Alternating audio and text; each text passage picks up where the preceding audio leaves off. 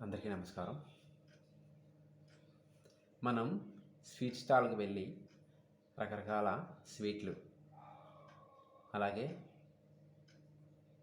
కారబుందైన ఇవన్నీ కొనుక్కుంటాం గదా! Variety sweets. ఇవన్నీ కూడా చాలా వరకు బయట మనం కొనుక్కున్నటువంటి స్నాక్స్ అయినా, ఏవైనా ఇవన్నీ మనకు తెలిసిన విషయమే.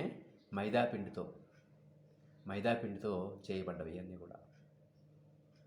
మనం మ్యాక్సిమం చాలా వరకు వీలైనంత వరకు మైదా పిండి వాడకం మానేయాలి.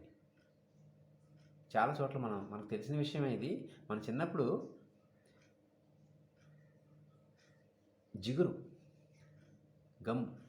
తయారు చేయడం కోసం, ఉడకబెట్టడం కోసం మైదా పిండి వాడేవారు. జ్ఞాపకం ఉందా?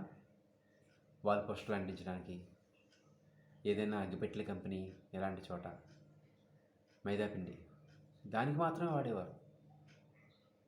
అది తినడానికి శ్రేష్టమైనది కాదు. శ్రేష్టమైంది అని కాదు, అపకారం చేస్తుంది. అపకారం చేస్తుంది కడుపు మొత్తం. అంటే ఒకరోజు 2 రోజుల్లో, ఒక నెల రోజుల్లో తేడా కనిపించేది కాదు. లాంగ్ టర్మ్లో అంటే ఎక్కువ కాలం మనం వాడుతూ ఉంటే, నిత్యం పూరీలే తింటూ మైదాపిండితో, నిత్యం మైసూర్ బజ్జీలే మైదాపిండితో తింటూ ఉంటే మన కడుపు మొత్తం పాడైపోతుంది. రకరకాలుగా ప్రాబ్లమ్స్ వస్తాయి.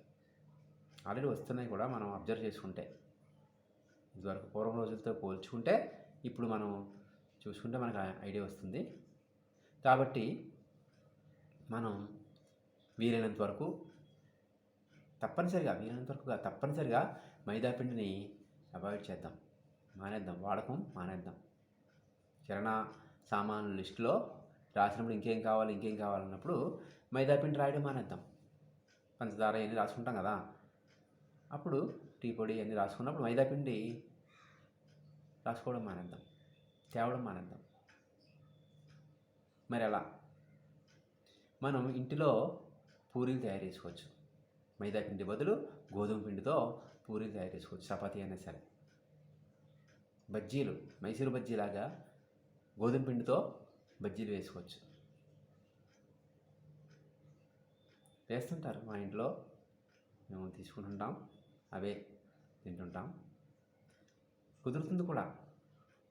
ఇంకా అలాగే ఏ విషయాల్లో, ఏ వంటకాల్లో మనం మైదా పిండి వాడుతున్నామో అవన్నీ దృష్టిలో ఉంచుకొని తగ్గించేసేసి గోధుమ పిండి లేదా వరిపిండి ఇలాంటివి వాడి మనం అటువంటివే తినడానికి ప్రయత్నం చేద్దాం. చేతులారా మన ఆరోగ్యాన్ని మనం పాడు చేసుకోకుండా. మెయిన్ పిల్లలు